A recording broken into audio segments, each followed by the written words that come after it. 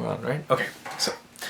So I decided to do a podcast instead of like drawings or whatever. That was my first decision when I heard of the project, when I read about the project the first time, because I don't really like drawing, like doing all that media stuff. I rather like do a recording and do videos because that's like what I like doing. I like video editing, stuff like that.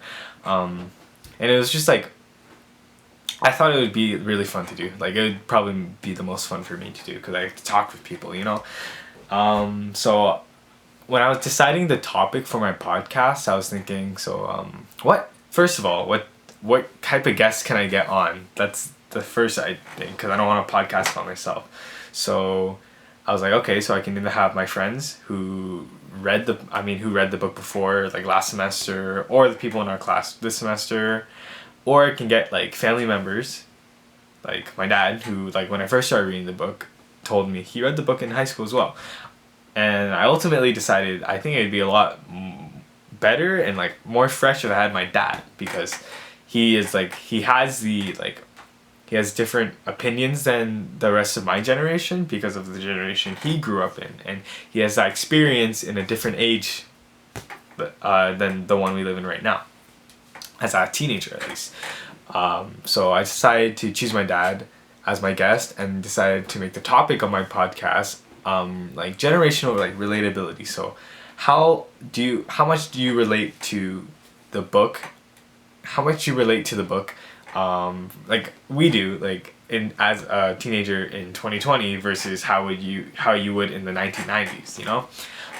So that was when I was thinking about like ideas to like talk about. I didn't really have any. I was kind of like, okay, let me plan it out. I'm gonna introduce him, have my ad, then I'm going to talk about the thoughts on the book, writing style, plot, things like that, and then we can get into the relatability part. How much do you relate to Holden as a character?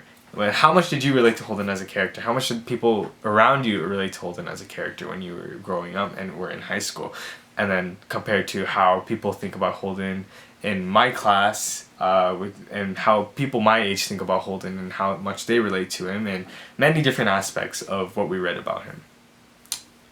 So I didn't really have like a specific like schedule, like, oh, I have to talk about this, because I find that when I watch podcasts, they have a topic and they have a few like questions that they'll usually ask the guest, but it's more fun and more like enjoyable to watch when you kind of just like ramble about whatever you want when the thought comes to your mind.